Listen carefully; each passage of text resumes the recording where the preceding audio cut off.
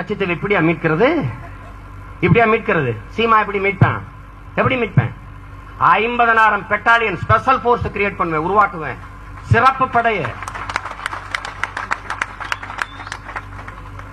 ஆயுதங்களோட கொண்டு குவிப்பேன், ஒரே ராத்திரியில இறக்குவேன், சுத்தி நின்னுக்குவேன், இந்திய தேசிய கொடி ஏத்துவேன், பக்கத்துல தமிழ் தேசிய கொடியும் ஏத்துவேன். 2,80,000 ராணுவ வீரர்களை என் தாய் நிலம் தமிழகத்துல குவிச்சு வச்சிருக்கான். திருப்படா இங்க வாடாம களைச்சு விட்டுட்டீங்களா? அதிபரைய சொல்லும் போது எல்லாரும் கை தட்டுறாங்க.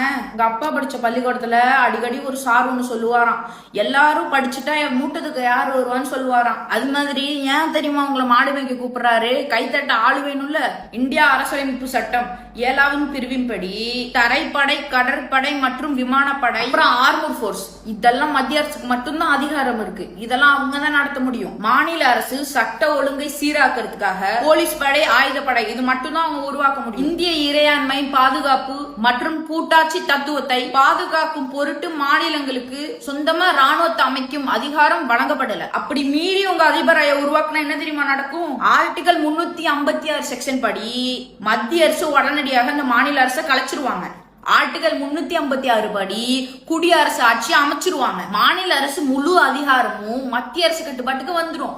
மாநில அரசு உருவாக்கிய சட்டவிரோதமான படையை மத்திய அரசு கலைக்கிறதுக்கு உத்தரவு விட்டுரும். அப்படி மாநில அரசு மறுத்தாங்கன்னா ராணுவம் மற்றும் துணை ராணுவத்தை வச்சு அந்த படையை அழிச்சிருவாங்க. சட்டவிரோதமா வச்சிருந்த எல்லா ஆயுதத்தையும் பறிமுதல் பண்ணிடுவாங்க. சட்டவிரோதமா படையை உருவாக்க உத்தரவு விட்ட முதலமைச்சர், அமைச்சர்கள் மற்றும் அதிகாரிகள் மீது தேச துரோகம் மற்றும் இந்திய அரசுக்கு எதிராக போர் தொடுத்தல் மற்றும் கடுமையான பிரிவுகள் படி வழக்கு செய்து உள்ள போட்டுருவாங்க. அது மட்டும் இல்ல, இதுக்கு தொடர்பு உள்ள உங்க தம்பிகளையும் உள்ள தூக்கி போட்டுருவாங்க. நான் என்ன சொன்னாலும் நீங்க கேட்க போறது இல்ல. எப்படியா இருந்தாலும் கமெண்ட்ல திட்டதான் போறீங்க. நீங்க எப்படியா இருந்துருங்க. என் வீடியோ பிடிச்சிருந்தா லைக் பண்ணுங்க, ஷேர் பண்ணுங்க, ஃபாலோ பண்ணுங்க.